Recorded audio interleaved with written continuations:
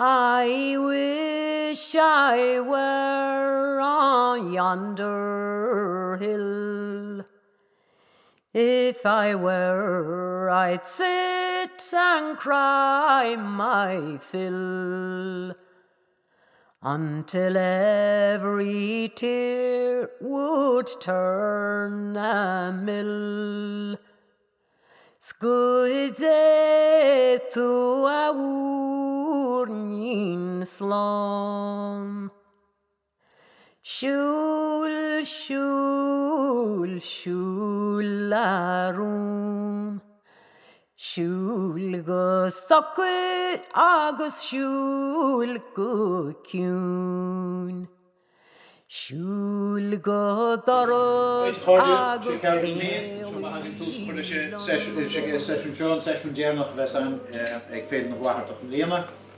So welcome everybody to the final session of this year's Féile. And Bhartach de Lochlin inniu Aindrias Ó Cathasaigh tá Sean Dearn gur ainiuá agus Sean Ólas ag lochléireacht na Gaeilge staraí agurthóir a chur agurthóir agur a scríbhní astearthóir scríbhneoir scripte de Aindrias go leor chu sé leabhar tábhachtach a gló agus tá sé Chlé ó híh a chuid stair a héin ó híh scripte níos mar sin de sean scoach sib chuid go na chláirichaí TG Cahir chuir gás faoi séimh sé céad bliain óin bhí Aindrias Lárnach daide agus scriptáir na scanán sin. Tá bhrísin tá go leor taide déanta gur bhór imachtaí stair na hÉireann bhuiir an televíse agus a bhuiir mo chuid leabhar héin. Tá leabhar scríbhfeicinn sin faoi mhór faoin sí stair an os Marx, ócáid, Engels, particle chumide agus go háirithe tá saothar antábhachtach déanta ag faoi Héireann ó Cathasaigh James Connolly chur Aindrias chrósa sé PC nach raolalas orb nó bhí cí nearmad le James Connolly agus chuir sé glóid ina srá in san Irish Red Banner faoin teidir de Hidden Connolly agus chuir sé agran gon scríbhní sin amach. Má tá háleabhar chur Aindrias amach díal an seo agan inniu. In ceann seo leabhar is déarnaí mhaith tá bainteach le scéal le inniu. Bethar snééis Triúr a Chlé agus an tíú duine sin Mhicheál Ó Maoláin mé mu de caintear inis inniu.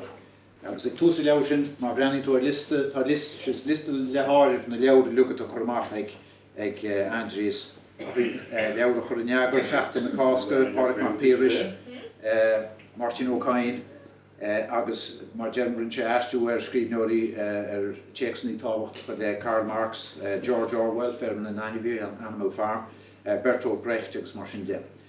So tá agran freisin chur gló aige le riblianta go scéal 1930 is scríb Mhicheál Ó Maoláin as Aran in fear mé mit caite jo bethar sné agus tá bethar snéis cruinní aige freisin.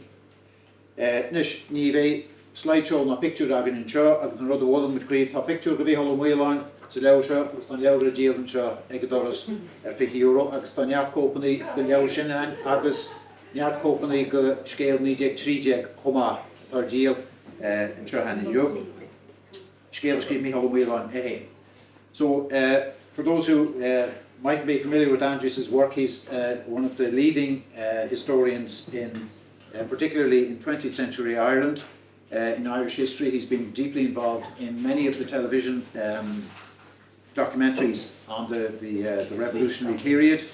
He has edited important texts in Irish and translated important texts in other languages, producing, if you like, gathering and producing publications on James Connolly's lesser known or hidden or forgotten writings. Martin O'Kane, he has published a biography of Martin O'Kane and a collection of Martin O'Kane's articles in the Irish Times from the 1950s.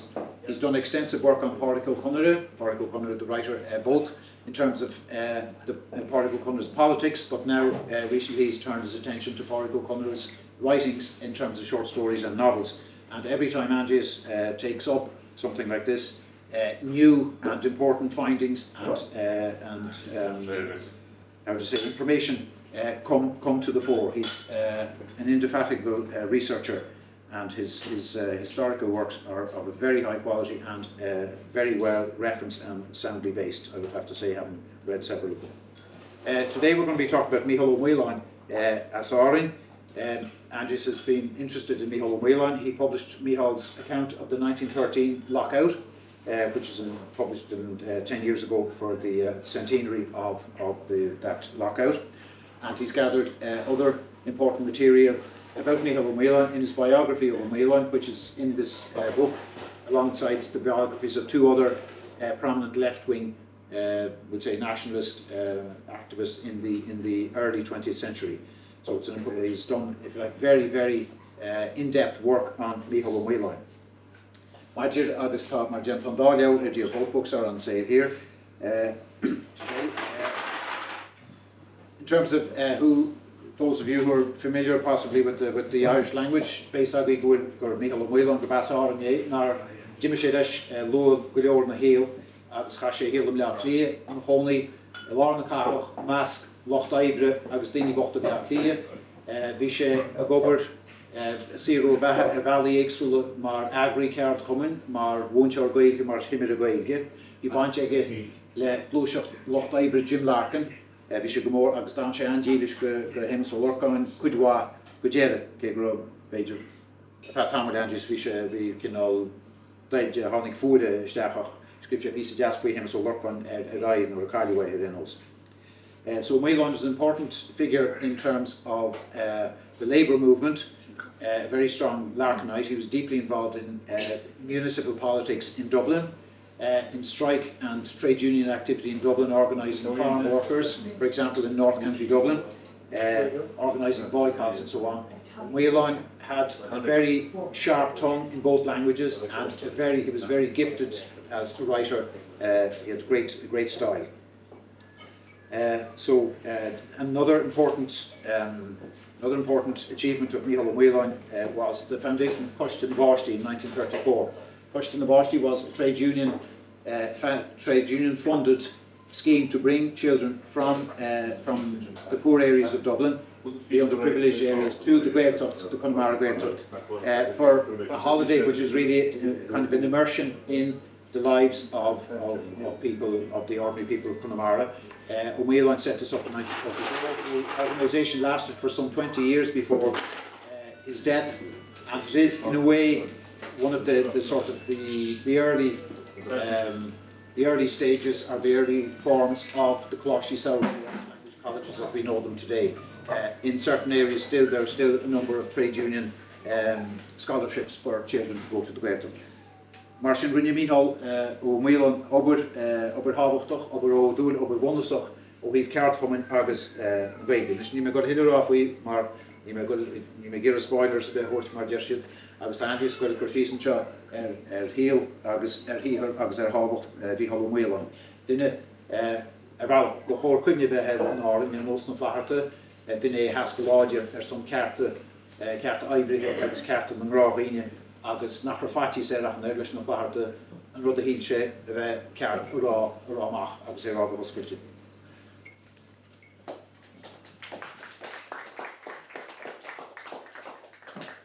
Rúmad néman agus har bheith buíoch an chuman as cuiríocht go hiom go Árainn agus thorsa lecha I bhéal an na bhlathach tá an obair buna í ná ríre agus is mór am an zeisio bheith cains le dtíine faoin Maoláin. Now I suppose Mhicheál Ó Maoláin is a name that some of us would know, that we would have heard bits and pieces about, but I do think, as Em was saying, he's someone who deserves to be known and to be recognised more than he is, and hopefully today we can kind of start to do something about that. Now his story begins here in Cill Rónáin, where he was born in 1881, 16th of April, the eldest of his family. He was followed by a sister Mara, a brother Thomas, and another brother Padder. There were three other brothers as well who died in infancy. One only survived 10 days, another died of whooping cough after 10 months, and another died of flu at the age of 5. Their mother was Bridget Murray, who had come from overseas, Galway, to be a teacher here in Inishmore. And the father was Thomas Mullen. He's a kind of a harder person to pin down all his biographical details, but it seems fairly sure now that he was born in Boston. People that saw the film last night will know that Boston is a place where Arab people have been going for many years. And his parents were Irish. There's no specific details about them, probably from Aran themselves, because when he was an adult, at some point in the 1870s, he moved to Inishmore himself, and that's where himself and Bridget Murray got married in 1878. It's an interesting thing when you look at the marriage cert and the birth cert of the kids. He had to put down his occupation, and it's never the same occupation twice. One time he's described himself as a merchant, if you don't mind. Then he's a fisherman, a farmer, then just a simple labourer, and at the end a fish curer. And the interesting thing there is at that time, the Congested Districts Board had a scheme going on in Aran for curing fish, trying to develop a fish industry, but basically also to provide work for people who didn't have a living. So it's fairly obvious, I think, that the Ó Maoláin family were not that well off. You would imagine maybe the children of a teacher would be kind of fairly high up in the social scale, but they weren't that well off. Obviously, the father was kind of going from job to job, and the fact that 3 of their kids died young from preventable diseases as well, I suppose. But there were others who were worse off. Years later, Ó Maoláin spoke about seeing a family being evicted on Inishmore. People had just been thrown out of the land, and he wrote years later, Níor chlónaí of cuimre níbre and leishin asma agna, ní chlón ó chiche. The memory always kind of stayed with him years later. He heard Michael David speak in Cill Rónáin when he was young as well. The family moved in 1894 to Inishmeán, where the mother was teaching from then on. And then you see Mhicheál is kind of beginning to take an interest in nationalist politics. He's kind of involved in a thing called the Irish Fireside Club, which was linked to the Weekly Freeman newspaper. And it was for young people, and they kind of wrote things in the paper and sometimes organised meetings to do with kind of the nationalist heroes of the past. He spoke later on about hearing his mother sing the old Fenian ballad, The Rising of the Moon, to him, and then learning the words. They also read a newspaper called the Sean Van Vocht, which was being published in Belfast in the late 1890s, and it was kind of what people used to call then an advanced nationalist newspaper. They weren't happy with Home Rule, they wanted something more. And so the fact, I think, that this was being read in the House showed that there was some kind of political sort of discussion going on there. Also at the same time, this is soon after the Gaelic League has been formed, and branches are formed in Inishmore and Inishmeán, which they're involved with. The whole family seems to be involved with the Inishmeán branch. And Mhicheál writes, one of the earliest things he writes is a kind of report of the founding of the branch. It's clear from that age, when he's still only a teenager, that his kind of talent for writing and expressing things in Irish and in English. He was a very good kind of a writer of English from an early age as well, was very strong. In 1899, not soon after he turned 18, he moved to Dublin, like so many people were looking for work. He had been given to understand that there would be a job for him in the language movement. There was the branches in Aran were very popular with some of the leading members of the Gaelic League who had come down, and one of them must have said to him something along, "Oh, we need people like you up in Dublin," and he kind of took this as a reason to go up there. The job didn't actually materialise, so he was left with only 6 shillings in his pockets, an 18-year-old, and he gets a job in a department store called McBurney's, which is one of these old-fashioned shops. Worked from 7 in the morning till 7 at night, and longer if the boss told him, for 8 shillings a week. And he was living in digs in Donnybrook initially, which seems a long way to walk to work every day, but then kind of moved in a bit nearer to town afterwards. And he ended up spending the rest of his life in Dublin. His entire adult life was spent in the city. And he said, many years later, he said that someone described him, Dúra fum go a blá tliach me a rugab in Árainn. Agus ní dólan go bhfuair me mala riamh a bear a chula macrí ná an mala sin. Someone described him as a Dubliner who happened to be born in Aran, and as far as he was concerned, that was high praise. He got involved with the Gaelic League in Dublin but it was a bit kind of controversial from the beginning. The branch he was involved in, they organised an outing, and one of the speakers got up and called for 3 cheers for the Union Jack in the name of, I don't know, reconciliation or whatever. But Mícheál and some of the other members of the branch weren't happy with this, and when they weren't allowed to put down a resolution condemning this, they walked out of the meeting. One of them happened to have a Union Jack with them, which they set on fire, and then they set up a different branch, which was called the Michael Dwyer branch, named after one of the United Irishmen. And this was around the time of the centenary of the United Irishmen, so there's a lot of talk about them and their ideas, and kind of a bit of revival of republicanism. He was also involved in another one of these organisations, the Oliver Bond 98 Club, named after another United Irishman, which was involved in nationalist politics, but also organised Irish classes where he taught at. And they were kind of different to the Gaelic League classes. To go to the Gaelic League, you had to pay a membership fee, you had to pay a weekly subscription, and the kind of atmosphere was a bit kind of middle class. It was usually people with shirts and ties who went there, not sort of your ordinary working class people. And looking back, Ó Maoláin described this kind of attitude they had towards people who didn't fit that bill. Níor heasta wab ach drám golanta, lucht na vestibána agus na léinteach I gala, agus duine den chotíontacht nó gná Árainn a dheapach isteach an, baró gharid a bhach seán go maithog sé, when amach sé na wabarú na machsamach, go meár 6,000 euro ba duine sin na cholamach as náit ná hecht isteach an. Níor heasta ó go leor dá méocha gceannas chunir réigean tráud ach daoine deasta golanta sevre. Ach Lig Costeúra an Oliver Bond 98 Club isteach chuile éireannachs na Rangannaí, bíoh sé bocht nó bíoh sé sever, bíoh éadach má nó sean bhhailca siar. So unlike the Gaelic League, everyone, whether they were rich or poor, however well dressed they were, was welcome in the Oliver Bond Club. And this is something which Ó Maoláin spoke about and returned to again and again, the kind of class difference. You know, the official idea that in the language movement everyone was equal, but really there was sort of tensions between rich and poor. There was always a kind of divisions there along those lines. In fact, the Gaelic League was reluctant to allow them to register the Michael Dwyer branch because it was named after a United Irishman, which was controversial.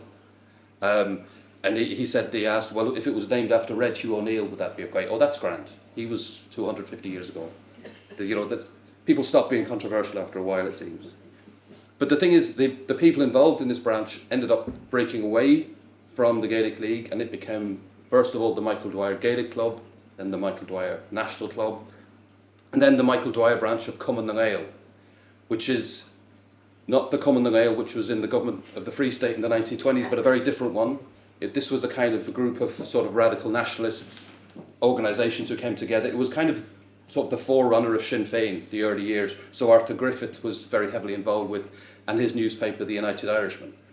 And Mícheál edited a column in the United Irishman in Irish every week, Ardanga Hain, where he kind of published various things, political things, but also sort of stories and songs and so on.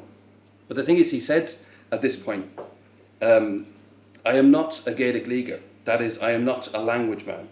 I do not want the language in the forefront of everything. I place the freedom of my country before aught else, and if the Tanga were the means of keeping that freedom back for one moment, I would be its deadliest enemy. And he kind of put some people's backs up by saying, you don't actually need to speak Irish to be a good Irishman or Irishwoman. Wolfe Tone didn't speak Irish and so on. So he was very involved in the language, but it had a kind of a wider perspective in politics. He was canvassing for nationalist candidates, kind of Cumann na nGael candidates as well. He was involved in protests against the Queen of England, Victoria, when she visited. There was one time a British military band was playing in the Phoenix Park, and they had the habit of singing God Save the Queen, and so there was protests. So Ó Maoláin was throwing cabbages at them. At one point, it got to fisticuffs, and he laid out a British soldier, knocked him flat on his back. Although about 50 years after, he said he felt sorry about that because he was only a poor squaddy. He wasn't really the person to blame for the British Empire.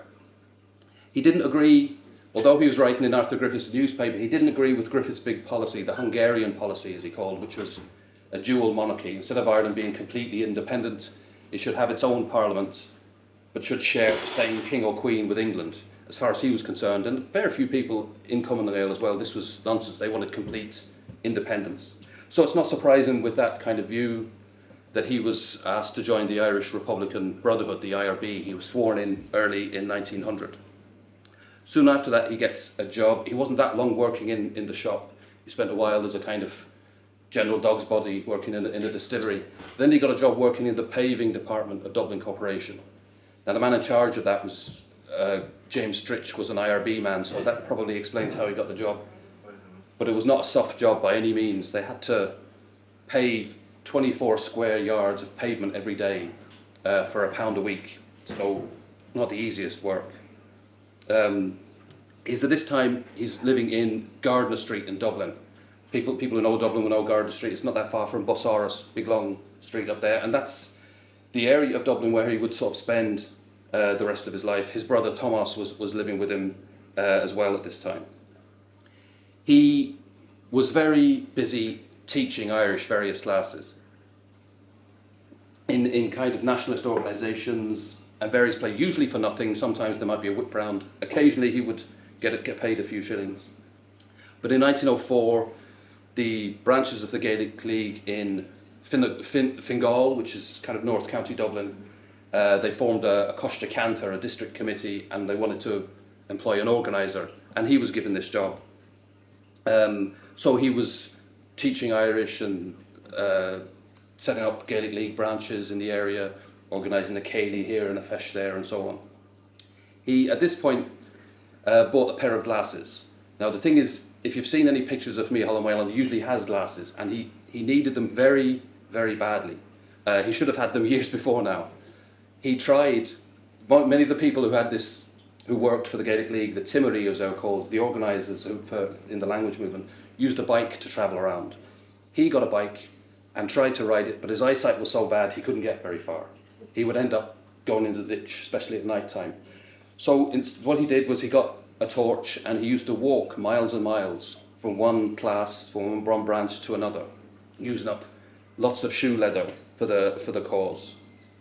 And it was very successful. These branches for years after were doing very well.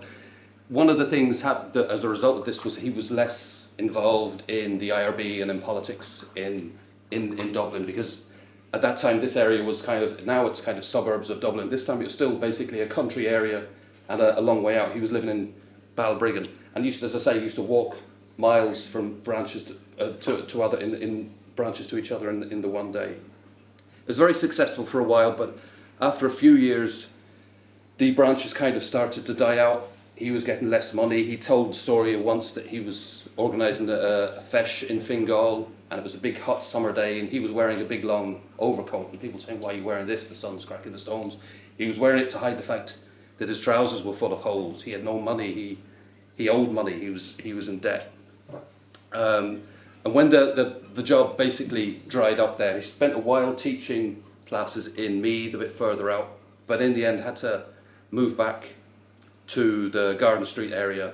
By this time, the whole family was living there. His mother and his other brother was living there as well, because their father had died earlier. So the mother was widowed, and the entire family was living in the Gardner Street area. His brother and his sister as well. Moving back to the city means he was involved again in kind of IRB stuff, involved in the Wolf Tone commemoration committee, along with people like Tom Clark, kind of influential people in the IRB. He canvasses for Sinn Féin candidates. In 1909, a similar job to what he had came up with the Coiste Cantor Chlé, the Dublin District Committee, who hired him for slightly less money than Fingal was paying. But he was working, didn't have to go so far because it was mainly in the city, but it was very hard work. He was doing a lot of teaching, organising, secretarial work. If you look at the minutes and the kind of the routine that was laid out for him, it was hard going. But that district committee was a kind of sort of a source of opposition within the Gaelic League to the leadership themselves, and the Coiste Graha, the executive committee, the national leadership, often didn't see eye to eye. So Ó Maoláin would have been happy with that. That would have been his own position. He was one of the people who thought the league should be more radical. And around this time, he meets up with Jim Larkin, who's just set up the Irish Transport and General Workers Union, who's kind of in the middle of this big wave of new radical trade unionism, which is organising especially unskilled workers facing desperate conditions of work and housing, and try and organise them to stand up for their rights. And Ó Maoláin gets involved with that. When Larkin set up his newspaper in 1911, The Irish Worker, there was a column in there every week called Irish Ireland Notes, written by An Spalpín Fánach. And it wasn't a very well-kept secret that An Spalpín Fánach was Mhicheál Ó Maoláin. And it's a fascinating column to read. If you want to look at the history of the language movement at that time, you can read all the official reports and minutes and everything, but the real story is in Ó Maoláin's column. He had the inside gossip. He knew what happened. He wasn't on the Coiste Grapha, but he knew what happened at their meetings before some of their own members did. And he didn't hold back saying who he thought was right and who he thought was wrong. So some people didn't like what he was saying, but everyone was reading it to find out what was really happening. He also taught Irish lessons under the auspices of the union as well. One of the main things that the Dublin Coiste Cantor did every year was to organise a language procession. And in 1911 was really the biggest one, and it was Ó Maoláin really more than anyone else who had the sort of practical work of organising it. And it was a big long procession. It went from Parnell Square over to the other side of the city through the Liberties, ended up in Smithfield, a big long demonstration. No one in Dublin would go on the demonstration as long as this these days. They're far too lazy. But back in those days, people had more more stamina, I suppose. 10,000 people turned up to it, according to the police reports. Police reports, of course, you always kind of underestimate the real figures. Douglas Hyde spoke at the rally at the end of it, the president of the Gaelic League. Pádraig Pearse spoke, and Jim Larkin spoke. Ó Maoláin personally asked him to speak, and he came and gave a very strong speech. Said he felt it pained him that he couldn't speak Irish, but he was very, very much on the side of Irish. He kind of said that when the powers that be took the language of the people, they'd made them poorer in body and soul. But if the people of Ireland, and especially the women of Ireland, stood up and demanded their rights in the language, they would make Dublin Castle tremble. Huge success, biggest procession ever, brought in more kind of range of people than any other time before. So you would think people would be very happy with it. Some people weren't, though. And in 1911, they didn't have Twitter and Facebook, but they had something which was worse, called the Irish Independent Letters page. And people wrote in, sometimes with their real names, sometimes with kind of pseudonyms. Someone said, who is responsible for allowing Mr. James Larkin to exploit himself and his new trade unionism at the expense of the Gaelic League? This went on for days, people kind of giving out about this. Someone said, I think the Gaelic League has thoroughly disgraced itself by allowing an English socialist to speak from its platform. Douglas Hyde himself was none too happy. He didn't say anything publicly, but he was not happy at all to be on the same platform as Larkin. And people have this picture sometimes of Douglas Hyde as a very sort of inoffensive, wouldn't hurt a fly. He was actually quite political, had his own point of view, and wasn't happy when he didn't get his way. And a few years after, he wrote a very interesting kind of memoir in this period, dealing with all the rise of politics in the Gaelic League. It's a shame it's never been published. But this is what he said about that demonstration. He said, I found to my horror that the Dublin Coiste Cantor, who I imagine were all Larkinites, had asked him to speak at it. Now, they weren't all Larkinites, unfortunately, and if he'd read, the newspapers the day before, he would have known that Larkin was one of the speakers. So I don't know how true he is with this kind of indignation he was going on. But he didn't like the Coiste Cantor, and one person particularly he didn't like. A still more dangerous person of the same kidney, one Michael Mullen, a native speaker, the son of a schoolmaster, I think, from Aran. Mullen was black and sinister and squint-eyed, and I think lazy. This Mullen was an extreme Larkinite and Clan O'Gale man, IRB man. He was a violent socialist. So Douglas Hyde was not happy.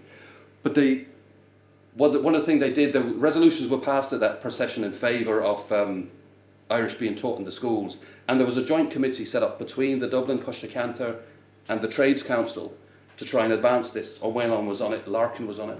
It was very active for a while. They did things like going around from door to door asking people to sign petitions.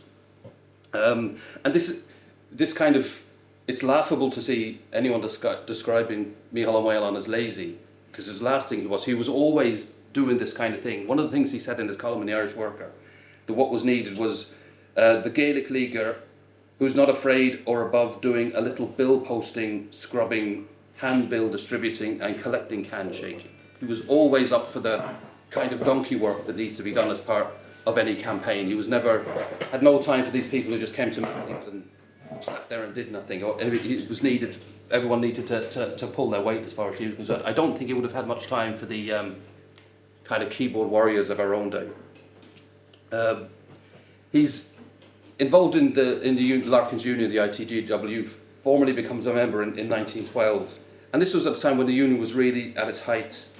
He said around this time, Bachosol le forloch a scuba le fauna, glúiseach na Bhair in Aran Islands, and your ain't ram nine rod in Anshas in the high. Like the Larkinism was kind of sweeping all before it at that stage. Himself and Larkin paid a visit to Sligo to help organise a branch of the union there, despite the fact that the bishop had issued a letter saying no one should have anything to do with Larkin and his extreme views. Ó Maoláin and Larkin went to Mass in Sligo on the Sunday morning. The priest read this letter from the altar telling them how terrible they were. But still, it was a fairly successful demonstration that they held in town, and one of the strongest branches of the union was set up there.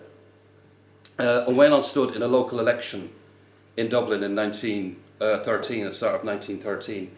He came third, he got 12% of the vote. It's kind of respectable enough, really.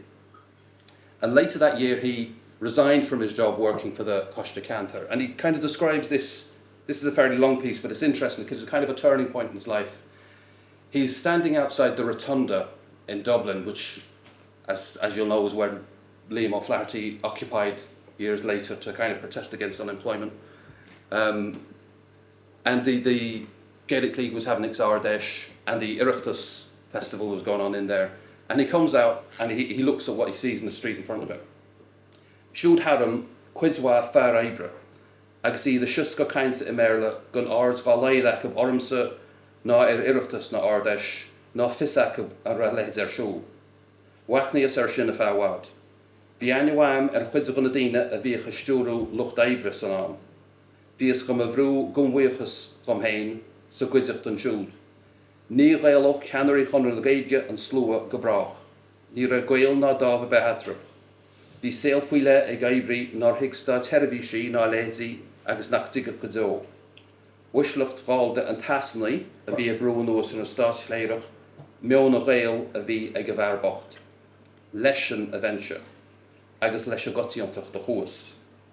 So he's saying he comes out of the Gaelic League activities, and there's a crowd of the sort of working class, the Dublin working past, with no knowledge or interest in what's going on. But to be honest, the people in the Gaelic League have no real knowledge or interest of them, no kind of understanding of their problems. There's no kind of connection, and therefore it's unlikely that the Gaelic League would ever succeed in getting across to those people. Even though Ó Maoláin insisted they had the right spirit, they were sympathetic if they were approached properly. And he makes this choice to sort of go with them. He says, Leis a gotíontach de chuas, I took the side of the common people. And he kind of decides that the time has come to kind of step aside from the language movement, not from the language, but from the language movement, and get involved in the labour movement. This is where he should be going. So he stops working for the Costa Cantor, he gets a job as an organiser for the ITGW, and he's back in Fingal, where he was working for the Gaelic League early, only this time he's organising farm workers into the union. And there was a big campaign. Larkin and loads of speakers were going out every weekend to address meetings, and the conditions of farm workers were awful. They were like from the Middle Ages, and notoriously they're always one of the hardest group of people to organise in unions. But they just succeeded beyond their wildest dreams. By August 1913, the County Dublin Farmers Association had signed an agreement with Larkin and Ó Maoláin, which meant there would be an increase in pay, a reduction in hours, improvement in conditions. It was an outright victory. So the next step then was to make sure that now they'd unionise the farm workers, they needed to unionise the people transporting the food into Dublin. So there's a union official at Smithfield Market, which was the fruit and veg market, which was closed down a couple of years ago. There was a union official keeping eye on everyone coming in. We don't know who it is. My guess it was Mhicheál Ó Maoláin. It definitely was him on the 22nd of August 1913, he sees a man coming in with a cart full of vegetables that he's brought from Beaumont in North County Dublin, and he engages in like a one-man picket. He goes on and says, "You're not to sell anything." And any time anyone looks like they might buy a cabbage off this fella, he goes up and says, "Don't buy anything of him. Don't buy anything off of him. He's trying to smash the transport union." So it works, and after a while, your man leaves his cart behind and walks off. So Ó Maoláin has done the job, he thinks, only this fella goes off and finds a policeman, tells him what's done. Ó Maoláin gets arrested, brought to the bridewell, charged with intimidation under the Protection of Property Act. He gets bail, has to promise to be of good behaviour. It's very difficult to be of good behaviour in Dublin in 1913, because just after that the lockout starts, it all kicks off. His case comes up on the 17th of October, and it was kind of clear early on the judge was not very sympathetic. He said, "This is the worst case I have tried." This was a judge who tried sort of murders and everything. "This was the worst case I have tried. If a man could not sell the produce of his land in the Dublin market without interference from such a man as the prisoner, farewell to all progress." So Ó Maoláin was a threat to civilization, really. So he threw the book at him and gave him the maximum sentence, 3 months with hard labour. And Ó Maoláin's lawyer said, "Is that not a bit harsh, given him the maximum sentence?" And he said, "The maximum doesn't meet the case. I wish I could send him away for longer." So he's sent to Mountjoy Prison, where he's prisoner 3672. And he's in there not quite the full 3 months. He's let out a bit early on Christmas Eve. A few prisoners who had been arrested in lockout got out that day. Early in 1914, he's back in the thick of it, electioneering for Labour candidates in Fingal. He also becomes active in the Citizen Army, and it's reorganised around this time, and he's a member of the Army Council. Now, for someone with Mhicheál Ó Maoláin's eyesight, to be a military man, it doesn't really fit. I doubt he ever had a rifle in his hand. I dread to think what would happen if he fired it. The chances of it reaching the target would be very, very slim. But the kind of the Citizen Army was not a straightforward military organisation. It was a way of organising work. It kind of became a more military organisation later on. Secretary of it at the time was Sean O'Casey, who wasn't yet a famous playwright but would be. And when O'Casey kind of fell out with other people in the Citizen Army in that summer, it seems that's when Ó Maoláin's involvement with the Citizen Army finished as well. Jim Larkin, when he went off to America towards the end of 1914, for what was supposed to be a short stay but ended up being 9 years, the insurance section of the union was put under the charge of P.T. Daly, who was a kind of a Larkin supporter, and Ó Maoláin was shifted to work into that section as well. So was Delia Larkin, Jim's sister. So this national insurance section of the union became a kind of nest of Larkin loyalists. And also it was a very unpopular section because this National Insurance Act had just come in. It was very administrative work. It was very difficult to do. There was a lot of kind of staying late at night to catch up on backlogs. Thankless kind of task, but that's where he was working. That's where other Larkinites were working. When the Easter Rising happened, he didn't take part in it. As I always said, with his eyesight, it's probably just as well. But about a week afterwards, on the 6th of May, he gets arrested. Obviously, some bright spark in Dublin Castle has looked up some old newspapers and seen this man was on the Army Council of the Citizen Army, we'd better arrest him. So he gets lifted, he's taken to Wakefield Jail in England and then transferred to Frongoch, the big internment camp, where he's much in demand as an Irish teacher, unsurprisingly. He's one of the last batch of people to be released in 1916, just before Christmas. So he kind of must have had him down as some kind of a dangerous subversive to keep him in that long. He comes out, he goes back to where he's living at that time, which is Mountjoy Square, just off Gardner Street, where he'd moved in slightly before. That's where he'd live the rest of his life. While he was inside, the union had decided to cut his pay in half, and at the time when he was not really in a position to do much about it. He went back working in Liberty Hall for the union, wasn't happy. Kind of people like himself, other people who got out quicker after 1916, who were kind of not on the Larkin side, were becoming more influential in the union. People like him were kind of pushed more and more to the side. There was a story came out in 1918 that the union was going to appoint an Irish-speaking organiser in the west of Ireland. There's no actual record of the union making this decision. It's entirely possible that Ó Maoláin put the story out there and the idea that they would have to do it and they'd have to give the job to him, but it didn't come off. The tension in the union kind of comes to a head in the summer of 1919 when P.T. Daly is removed as head of the insurance section. Ó Maoláin and Delia Larkin come out on strike. They picket Liberty Hall. They organise protest meetings in Dublin and around the country. It kind of goes almost on a national tour, really. And didn't hold back. Here's what he said in Sligo. Your cry should be up Larkinism and down officialdom.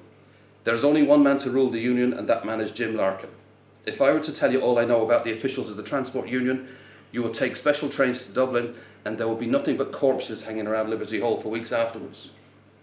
So he wasn't beating around the bush. But this was the idea that Larkin had appointed Daly, so that's the man who should be in charge. The union was turning its back on Larkin and on its principles. And this is very obvious in a newspaper that these kind of rebel Larkinites brought out, the Red Hand. Delia Larkin was officially the editor, but it seems fairly obvious that Ó Maoláin was doing most of the work. And you can see even things which don't have names on it or have pen names, they're very obviously Ó Maoláin's work. After a while, Jim Larkin in America heard about this dispute and told people to stop it. Everyone should go back to work, and when I get back from America, I'll sort this out. So they kind of called off the strike and called off the Red Hand newspaper, but they didn't get their jobs back. Now, this wasn't too bad for some of them. Daly got a job as the secretary of the Dublin Trades Council. Delia Larkin was, despite everything, still getting paid by the union because she was Larkin's sister, and she kind of became less involved in politics.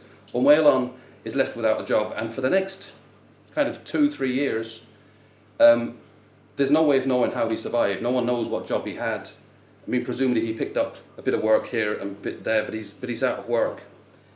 Daly stands in the local election in early 1920, and Ó Maoláin stands in the same area as his running mate. Daly gets elected. Ó Maoláin only gets 4 votes, which is very sad. So he's kind of, the Larkinites are marginalised, and he's kind of even more marginalised amongst them, if you like.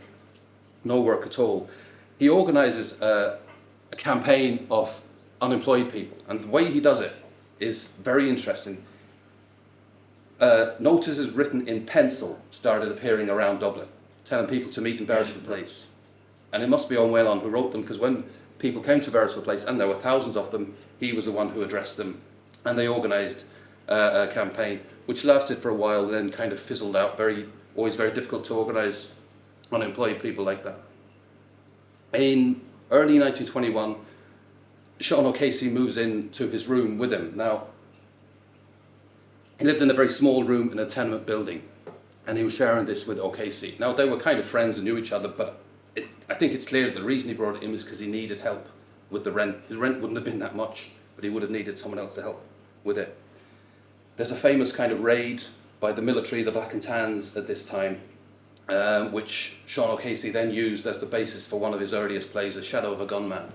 And Ó Maoláin is transformed into this play into Seamus Shields, who's not a very nice character at all, whereas the O'Casey character comes out as the hero. The way Ó Maoláin tells it, it was the other way around. O'Casey kind of wasn't the bravest man in the world when the raid happened, but he kind of left soon after anyway. One of the people arrested in that raid was a man called Fred Schwepp, who was an American who had fought in the Easter Rising, and Ó Maoláin had met him in Frongoch, and him and his family moved into the same building, 35 Mountjoy Square, and they were friends for a long time afterwards. Ó Maoláin was writing letters to the newspapers to try and get Schwepp released because his health was very poor, which was a brave thing to do at a time when the Black and Tans were knocking about. And eventually, later that year, he was released on health grounds.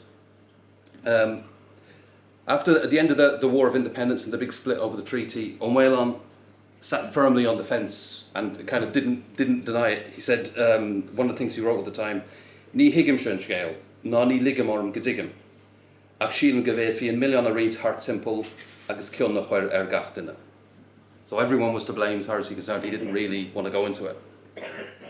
And he starts kind of returning to the question of the language, and specifically the Gaeltacht.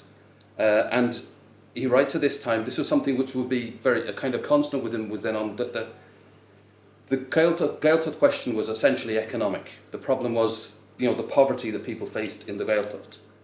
So he wrote, Mulan yen for Chlé warach dalichorts, who winter na Gaeltacht into the country Gaelacha, ta sé fánach bheith kaint fi abbeopens na tanga.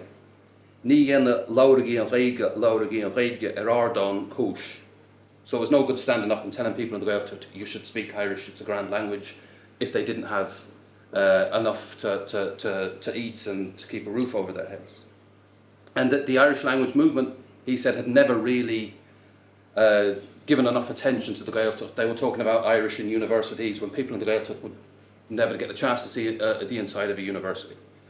And there's a few things he writes to this time where he sort of seems to be sorry that he left the Gaeltacht. All the work he'd done for the language in Dublin, if he'd done that here in Aran or in one of the other Gaeltacht areas, it would have had a better kind of result.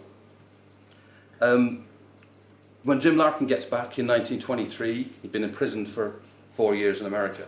When he gets back to Domhnach, the group of people that meet him at the boat, one of them is Ó Maoláin. And when Larkin gets his newspaper going again, The Irish Worker, Ó Maoláin has a column again, but I think significantly this time the column is in Irish. And again, he's kind of talking about not so much about the language itself, but about things in general. As far as he was concerned, he's very optimistic about the labour movement at this time, as kind of going from strength to strength. He said, "An chwatíontach the one of Ace in the Ganforts, Aran Islands is gachni awanas leishatir," that the common people would be in charge of the country, would run the place. He canvasses for a Larkinite candidate in Tipperary. He, interestingly enough, next to his column often was a little ad saying, "There's an Irish teacher available for anyone who wants to learn." This is obviously him. He's trying to make a few shillings to try and keep body and soul together by teaching Irish. Luckily enough, though, in 1923, the Dublin VEC gives him a job as an Irish teacher. So finally, after maybe for the first time in his life, he has a steady job as an Irish teacher. Someone who had proved many years before how effective he was as a teacher finally got a sort of steady week-to-week pay for it. It's around this time as well that he starts signing his articles, Mhicheál Ó Maoláin as Árainn. And a lot of people thought at the time, and have thought since, this was him kind of announcing how proud he was to come from the Aran Islands. It was a bit kind of late in the day because at this stage he was kind of in his early 40s to start doing it. There seems to be other reasons. There was another man called Mhicheál Ó Maoláin knocking around at the time who was publishing school books in Irish. And our Mhicheál didn't think the Irish in those books was up to their standard. Now, to be honest, very few people's Irish would be up to Mhicheál Ó Maoláin's standards. He was very kind of particular in these things. There was also a political element as well. This other Mhicheál Ó Maoláin was standing as an election candidate a couple of times for Sinn Féin, for the anti-treaty Republicans, and he probably wanted to avoid confusion between himself and the other fellow. He gets involved as well in around 23, 24 in a campaign around Mountjoy Square where he lives to try and bring it into public ownership. It's one of the sort of old Georgian squares in Dublin, lovely parking. But if you go there now, it's a lovely park. There's a playground, benches, you can sit in there. At this time, it was in private ownership. The people who owned the houses around the square had railings and locks and key, a lock and key on it. One of the houses was a very posh, fee-paying private school, and the kids there could go in and use the park, but the local kids could only look through the railings at them. There was a tennis club, which was very expensive as well. Ó Maoláin was involved in writing letters to the paper, publicising this. He collected 2,700 signatures saying that the Dublin Corporation should take ownership of the park. It wasn't successful at the time, but it raised the issue, and in the 30s it was successful. The Dublin Corporation was given ownership of the square. He also gets involved then in another campaign, the Council of the Unemployed. He's not unemployed himself, but it's not long since he was. He remembers what it's like, and there's a big surge in unemployment in Dublin at the time. And they organise people on a very kind of practical basis. He claimed at one point they had 4,720 members, and they organised things like actual meals for people so they could eat, going to the swimming baths so that unemployed people could get in for free. Very kind of not spectacular things, but kind of important practical things that would have helped people were in that situation. At this time as well, he starts to broadcast on the radio programmes in Irish from now on. Again, he was to be heard on linguaphone records. Linguaphone, the language courses, they brought out a course in Irish, and Ó Maoláin is one of the speakers that you can hear on them kind of saying the phrases and telling them how to pronounce them. And that's been put up online, so you can go and listen to Mhicheál Ó Maoláin's Irish on that. In 1929, he's back involved with the Gaelic League. He's on the Costa Graha, he's elected onto the Costa Graha, a very active member of it. He also has a weekly column in a newspaper called Honesty, which didn't survive long, but at that period didn't back any specific individual party, but was very kind of critical of all of them, which kind of suited Ó Maoláin's point of view. And he had a column there which was quite widely read by the sound of it. And again, he's kind of focusing on the issue of the Gaeltacht and the question of poverty. Dína bochta Aran, no dína bochta Connemara, no dína bochta in éon cheantar Gaelach hÉireann a bheith dul chola in a droska. People in the Gaeltacht going to bed hungry. This was at the root of the problem. And he gave an example of this in 1932. He was home on holiday and people were collecting carrageen, like the seaweed, and they were getting paid 2 shillings, 2.5 shillings for every stone they gathered. Then he went back to Dublin after his holiday and saw this was being sold in Dublin for 35 shillings a stone. So someone was making an awful lot of money out of this. It wasn't the poor feckers who were doing the work. He then sets up a group, him and others, but he was kind of to the fore, called Cumann Cosanta and the Gaeltachta, which focused specifically on the Gaeltacht, not on the language in general, but the fact that things needed to be done, practical steps needed to be done to support people in the Gaeltacht. They held public meetings in the street in Dublin, had quite a wide range of speakers in English as well as Irish. Peadar O'Donnell, the Republican, was one of the speakers they had. Officially, this was under the auspices of the Gaelic League, but quite a few people were lukewarm, some people kind of hostile to it, and it didn't last too long. It kind of fizzled out after a few years. But kind of it kind of did something to put the Gaeltacht on the map amongst Irish speakers. There was no use talking about the language in general unless you were going to tackle the problems of the Gaeltacht.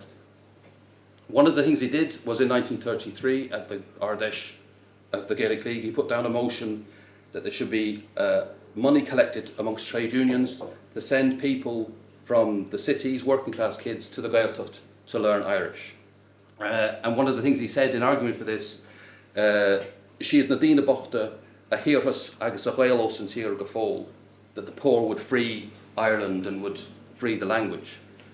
Now the resolution was accepted, but like many a resolution at many an Ardesh, it wasn't actually implemented, nothing happened. And he ended up leaving the Gaelic League the following year. Quite a few people did because of various controversies that were going on it. And he set up Costa na Báistí himself and a handful of others, which held its first meeting on the 11th of April 1934. And they collected subscriptions from trade unions to pay for kids from inner city Dublin basically to go and spend a month in the Gaeltacht where they could learn Irish. And he was very clear. He said that priority would be given to the best Irish speakers and the poorest children.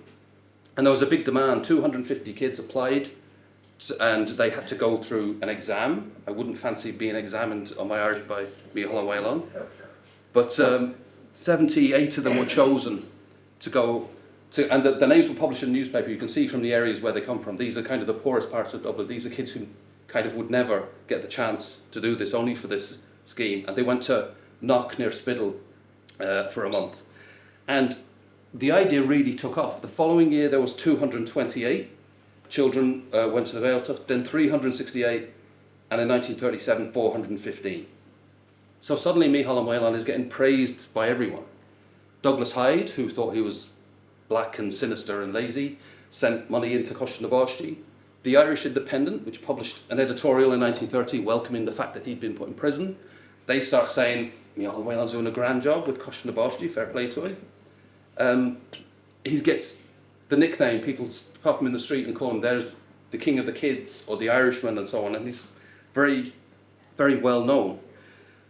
he insisted, though, when he was talking about this, he was gave a talk on the radio about Coisina Báistí. And one of the things he insisted on was this was not just a generalised kind of movement to support the language.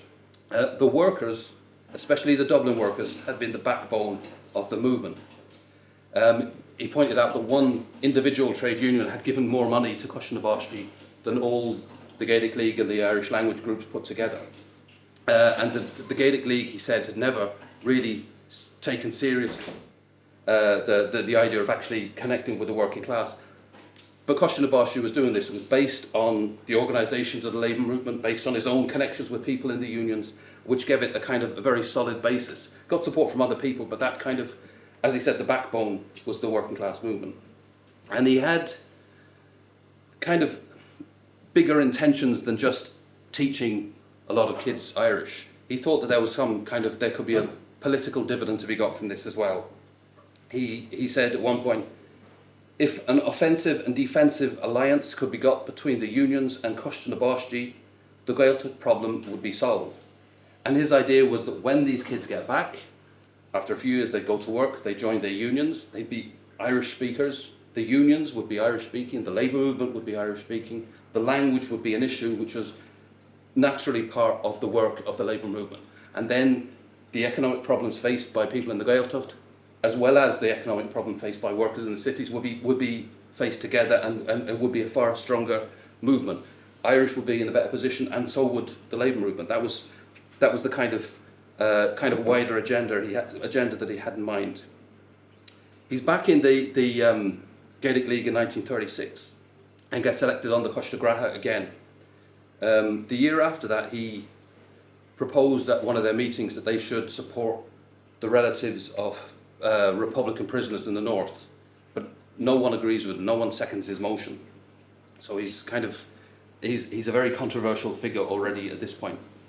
In 1939 at the Ardèche, he challenges the president of the Gaelic League. This is very rare. Only once before in the history of the Gaelic League had there been a contested election for the presidency.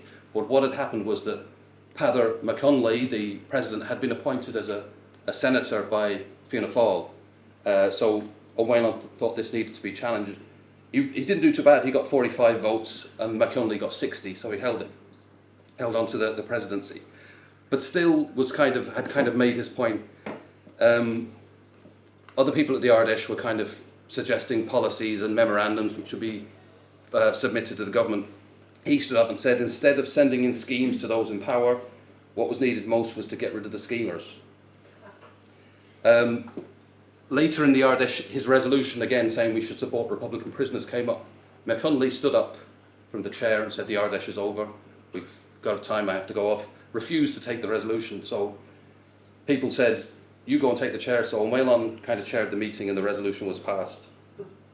The following year, McConley didn't go forward, but another Fianna Fáil senator did, Liam Ó Buachalla from Galway, and Ó Maoláin stood against him again. Very similar result, 31 for Ó Buachalla, 22 for Ó Maoláin. But Ó Buachalla didn't last too long in the job because the year after, someone else was elected instead of him called Sean Ó, who was a Republican internee in the Curragh, which meant that he wasn't really able to carry out his presidential functions. So in a situation like this, the Gaelic League has a thing called a Taoiseach, who's kind of a sort of vice president. Usually it's a fairly kind of ceremonial role, not much important. But in this case, when your president is locked up, the Taoiseach becomes quite important. And Ó Maoláin was elected as the Taoiseach. So suddenly, after all these years, he's occupying, I suppose, like the most prominent post in the language movement. But it only lasted for 3 months because in 1942 he resigned from the Coiste Gratha. It's not entirely clear what happened, but there was a kind of an Irish language youth organisation being set up. And he felt that the way it was working was dictatorial. There was a branch at the time called Chré na hÉireann, which eventually developed into a kind of fascist direction. They were big fans of Franco in Spain. Ó Maoláin was afraid that this was happening, and that's why he resigned. He put out a statement, and significantly he sent it to the unions and the labour movement more than anyone else. And he said the reason he left was the majority of his members favoured the dictatorial system. This was, as far as he was concerned, this was the menace of fascism to the labour movement. He didn't want to have any any part in the Gaelic League it was going to allow that kind of thing to happen. But what happens here is kind of similar to what happened in 1913 when he moved away from the language movement to the Labour movement. Same thing happens again. The Labour movement is kind of going through a sort of revival at this point because the year before, 1941, the wages standstill order was introduced. This was during the war when the government said you couldn't have a pay rise, you couldn't go on strike for a pay rise, you had to apply for a tribunal if you wanted more wages. And there was various other kind of restrictions on trade unionism. And as a result, there's a very big, strong movement against this. And the Labour Party kind of experienced a kind of burst of radicalism. Jim Larkin went back into the Labour Party. Ó Maoláin did as well. Ó Maoláin is appointed the Director of Elections for Labour in the Dublin Corporation election in 1942. He stands himself as a candidate. His own sort of first preference vote was quite low, but he gets elected on transfers of other Labour candidates because Labour did very well. They had become the biggest party in Dublin Corporation. So Mícheál Ó Maoláin is now a councillor in Dublin. There's a problem, however, that he's working for the VEC. The VEC is appointed, the Vocational Education Committee is appointed by Dublin Corporation, so they say, well, legally there's a conflict of interest. You can't be working for the VEC while you're a council. So he has to resign his job as a teacher. But he's appointed to the VEC. It would have been earning, we don't know the exact figures, but if you look at the kind of wage he would have been getting someone in his position, it would have been at least £5 a week, which is a lot of money in those days, of course. So he resigns as he's appointed on the VEC. While the corporation is discussing who's going to be on the VEC, there's a row. Another man, Paddy Belton, a Fine Gael councillor and a TD, his argument is, stands up and shouts at Ó Maoláin, do you want to go through the window? And Ó Maoláin stands up and says, come over here and do it if you think you can.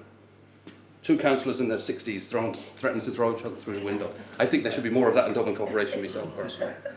The funny thing is, though, a couple of months later, Paddy Belton puts forward a resolution about something else entirely. And Ó Maoláin stands up and says, I second that. He often fell out with people, but then a couple of years later, if he thought they were doing the right thing, it was all kind of forgotten.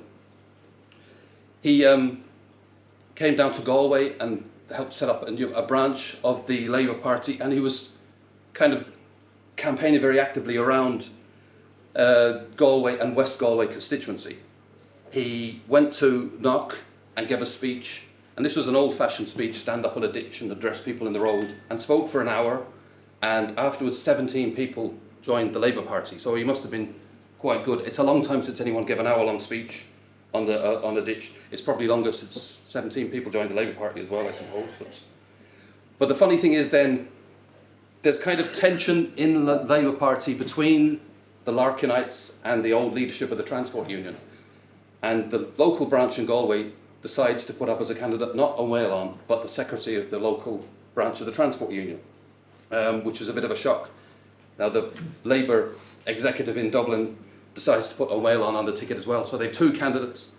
Really, they probably didn't have enough vote to justify that. Didn't do too well.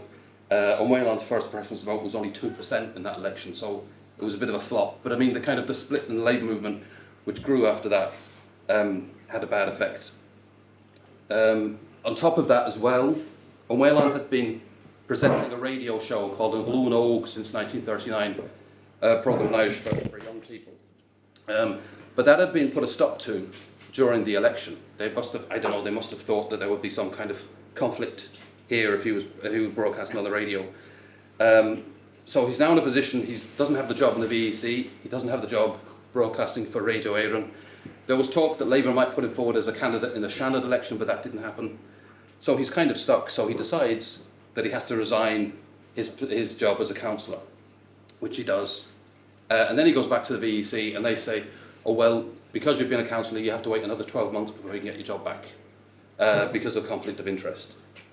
So it's kind of 1945 before he's working again. So he's no longer a councillor, but he's still involved in politics. And he launches yet another campaign, which is called Coram na Féine, which was a very interesting, there's very little been said about this, an interesting movement for pensioners' rights.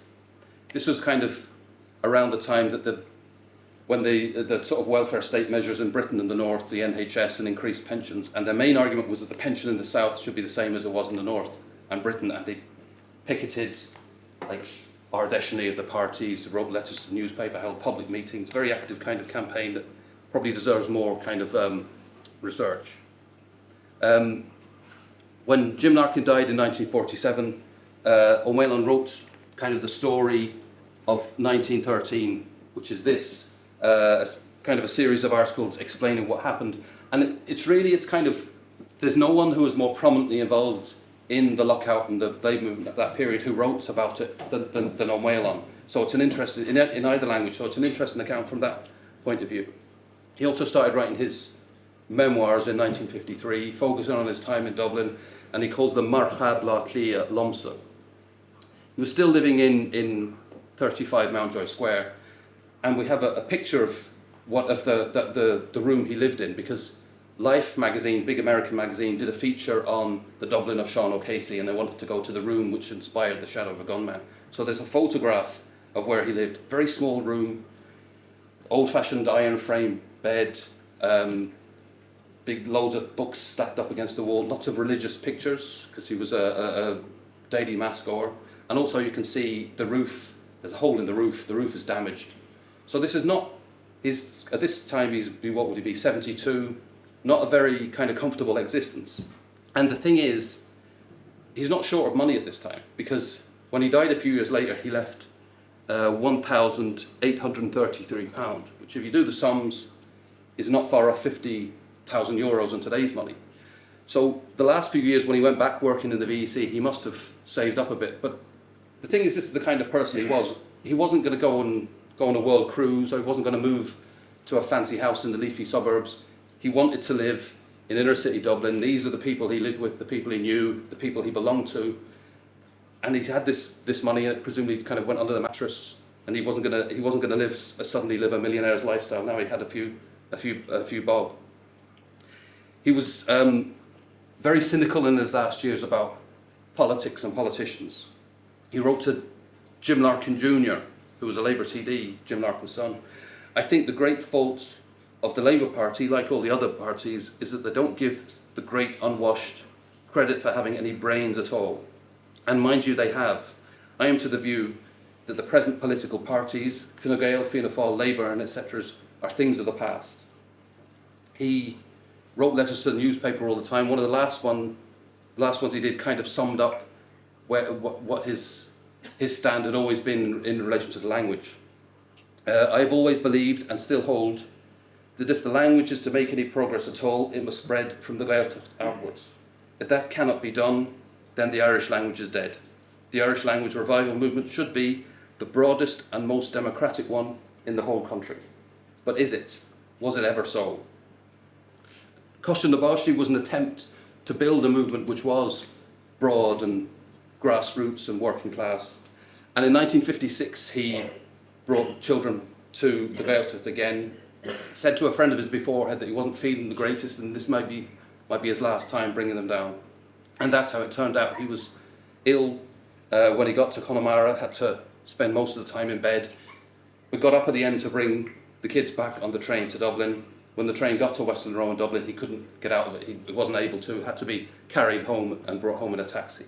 And a few days after that, on the 16th of August 1956, he died.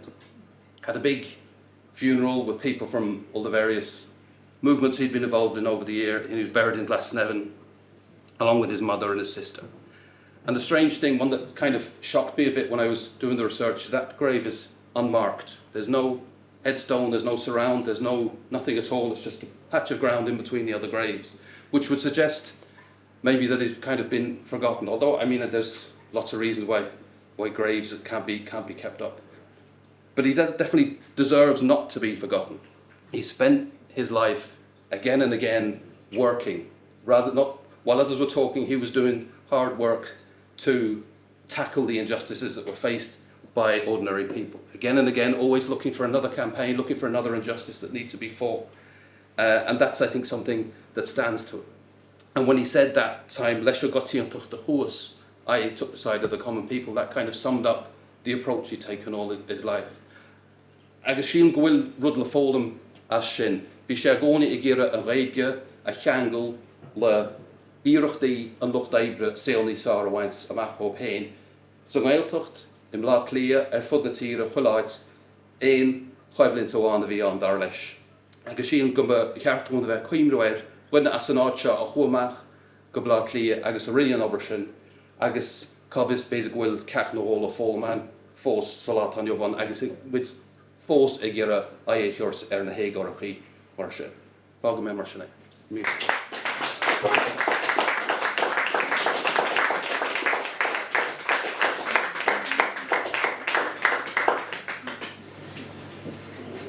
For me, Aindrias, thanks very much for that very informative talk on Mhicheál Ó Maoláin.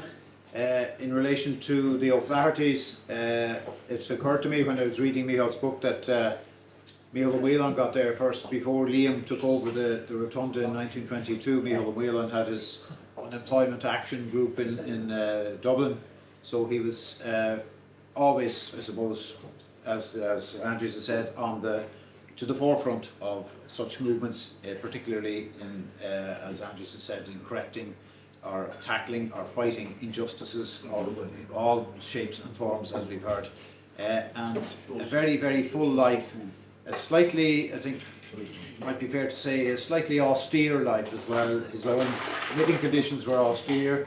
He was somebody who obviously drove himself very hard, who was had a very, very strong work ethic and would keep going with his causes even if he was in dire circumstances himself, which he was at times, as we've heard. Mata Keshni, any questions or reflections on what you've heard here about this long career? Removed from Aran, but at the same time, all the old timers that I interviewed for the work on my book on hÉireann, in which Mhicheál Ó Maoláin was deeply involved, and of course as a stalwart writer of the paper, they always called him Mhicheál Ó Maoláin as Árainn. It was a tag that, you know, once he attached that to his name, it never it was rarely Mhicheál Ó Maoláin. In English, Mickey Mullen, I think, or Michael Mullen was his normal name, but the calling card in Irish was definitely Árainn. I think Aindrias has explained why he felt that it was necessary to add that to his Árainn to his name. Do we know, is there any physical memorial to him at all? Any plaque where he lived, or where he worked, anything at all? Or? No, this is terrible. Well, where he lived in Mountjoy Square was knocked in the 60s by developers. A lot of kind of those Georgian areas were gone. So, and a lot of the places where he lived, I mean, one of the places where he lived for a short time in 1901 or 2 is still around. Garden Street is completely different buildings to what it was at the time he lived there, so it'd be very difficult. I think myself, the place to put a memorial would be Mountjoy Square, because he lived around there and because he's one of the people more than anyone else. The reason why local Dublin kids can play there now is because of what he did, so I think that would be the place to kind of put some memorial up to him, but something should definitely, I think, be done. Someone as important as himself who should have some physical kind of reminder of who he was and what he did, yeah. Something visible.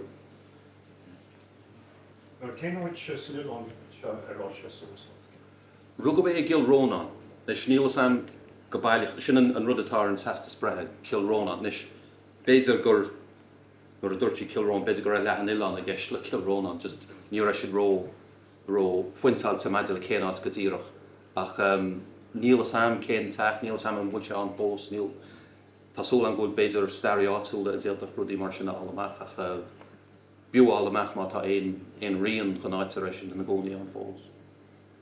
Agus céad a hard question about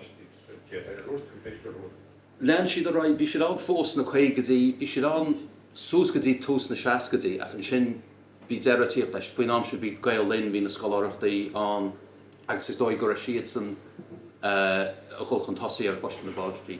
Bhí rudan sin na seas gotí scéim na Ceardchumannaí a bhí cosú leis bunaí ar na Ceardchumannaí agus a bailiú airigid agus mar bhí éman ar an níos lúithe tucaid go na Ceardchumannaí fós.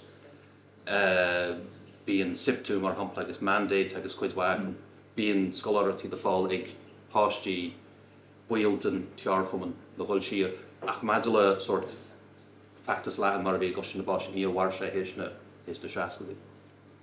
Tá rid scoláireachtaí an tí bhealach an teorann sin go go chláistí go dheola tá rid scoláireachtaí Ceardchumannaí ar fáile go trúr go agus cin gúiseacht ar leithbhí question na báistí, just by way of information, some prominent people who were not sure. Brendan Behan didn't go there, but Brendan Behan wrote an obituary of Mhicheál Ó Maoláin when he died, which I reprinted in the book on Cill Ro. Was an interesting, and it was clear that Mhicheál was a sort of part of the fabric around Mountjoy Square. He was known to everybody, knew him. He was a very, very important figure. Another person who quite a few of the children from Cushna some of them learned Shannos dancing. Paddy Bon O'Brien was one person. There are a few others, people who probably could think of other individuals who, through the immersion in Connemara, Mihaal's idea was their natural Irish language culture of inner city children from Dublin would be the culture of the ordinary people of the Gael. So it was Dowser Shannos, Gaelge, all on it, and the games and so on. There's also a lot of some amusing folklore, shall we say, or memories of Cushton Báistí in Connemara. I'm not sure Mhicheál was always able to keep up with, shall we say, with children and what children could get up to. I think there was sometimes the local people would be trying to go out looking out for the kids would be running loose a little bit. That was the report I heard anyway about them. But it was all done, I suppose, in with the best of intentions. But they were part of the scene in that part, long west of Spiddle and Crook, Cosharriga and Lochamped. They were around in the houses in those areas, and I think quite a few of them are remembered yet. And there's one book recounting sort of a fictionalised version of a Cushton na Báistí by a girl who actually went in one of the earliest departures to Connemara, Kathleen Halloween. The book is Ginger Ó Cathasaigh. Ginger Ó Cathasaigh, she was red-haired. And she wrote a sort of fictionalised account of a young Dublin child's experience as a Cushton na Báistí child. So the book is, well, I'm not sure if it should be available in the libraries. It was published sometime around the 1970s. She ended up being an Irish teacher herself in Clontarf, and she was reportedly a very good one.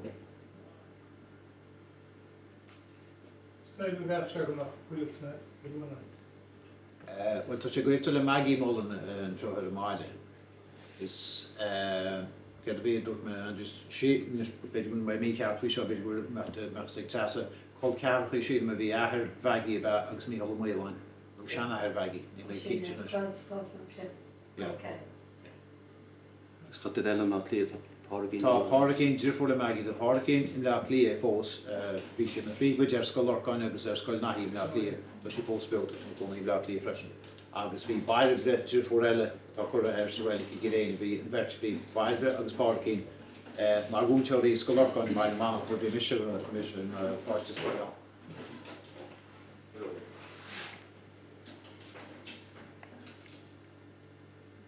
Ocean A, ceiste behelle? No. Okay.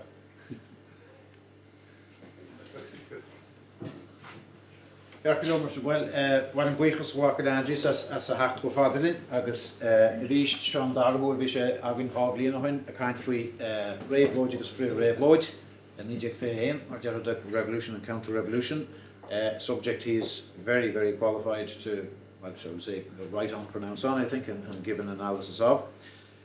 So, the biography of Mhicheál Ó Maoláin is part of a triple biography. The red book, which is available there at the door, tá sé €50. Agus tá scéal Mhicheál Ó Maoláin faoi níideag trídeag an fhíosa an scéal atá. Tá sin ar fáil freisin, cópannaí tá sin ar fáil €5 ceann, tá sínig daoine iad a cheannach. Is díreach le chlásúra chur scoil na bliana seo to close this year's Scoil or Féile. It was a bit of a scoil today. We were at school with Aindrias, I think, doing a history lesson a little bit. So, while ríist buchas ghlacha le chuileghine chawrilin agus chuilear ar gomas an éile seo agrú chuile blian bhín antachaíocht agin in seo ón ar garde díl seo áitiúla in seo na leán. Stevie T. Joe Mac bhín an áte agin chuile waidin dóna chuile blian. An Aran Scoil, Mhicheál Ó Maoláin agus an Éireann an Aran Scoil hagans an Halloween, nó seomar na leabharna ríist mór an chuile blian. agus Kilmurvey House, agus na daoine eile bhí tóid cúna hóin ó híh Bosnaí agus Táisteal agus na tíobóistín chumá. Bhailim buchas óil ar cheanna chumann leid na háirithe thugans takeíocht airigid go néile agus go chumann chuir blion, Árainn na Gaeltacht údras na Gaeltachta, Foras na Gaeilge, an chóir Árainn agus an chóir le chundé na Gaillimhe. Nis stúlan cí beidir an blion seo thugann, so after just to mention our supporters and sponsors, Árainn na Gaeltachta, údras na Gaeltachta, the Arts Council, Foras na Gaeilge and Galway County Council. Next year, what will we be doing? Well, it just struck me yesterday as Mhicheál Ó Maoláin was finishing that Liam O'Flaherty will be dead 40 years on the 7th of September next year. So that gives us something to look forward to. It might be a good occasion for us in the society to approach a publisher in this country with a view to getting some of Liam's works back into print and use the 40-year anniversary as, if you like, a platform or a launching point from that. Work is still ongoing. Hopefully at some point we'll have an edition of the political writings of Tom O'Flaherty. We have the short stories in Brachlan War, the short stories and what remains of a novel. There's a lot of other stuff which is unpublished, and there is stuff which was published in magazines and papers he wrote for during his life in America, which is extremely readable, very incisive political commentary. Again, something he shared with Liam and Mhicheál Ó Maoláin. So that hopefully will keep that project moving forward. In Chlé de Mochtelle Vesagan in Gaile in Vishahogan on the 26th of September. Be Mochtagan in Gaile will be in the library in Galway. Paul O'Brien, the author of a recently published biography of Sean O'Casey, is going to talk about the Sean O'Casey-Liam O'Flaherty relationship. So that will be on in a month's time. And we hope also this year for the first time to have a short show and a desk or a table at Oireachtas na Gaeilge in Killarney to bring the society and the O'Flahertys back to the, if you like, to the attention of people there. So while in buchas o'clock le chuileganne a hánig in seo agus a dánlíonn in deir seachtaine agus na daoine le go ghlach páirt in éifreisin cé go cuideach an nachhfuil in seo. So thanks very much for coming, and thanks to those who participated and spoke and lifted stones yesterday and helped us show the film as well. I hope people enjoyed it. Agus that's all I'm going to go with. With Bill and I'm sure he's just coming with your ash and Jerry Shafton and Jerry McGolona at hÉireann.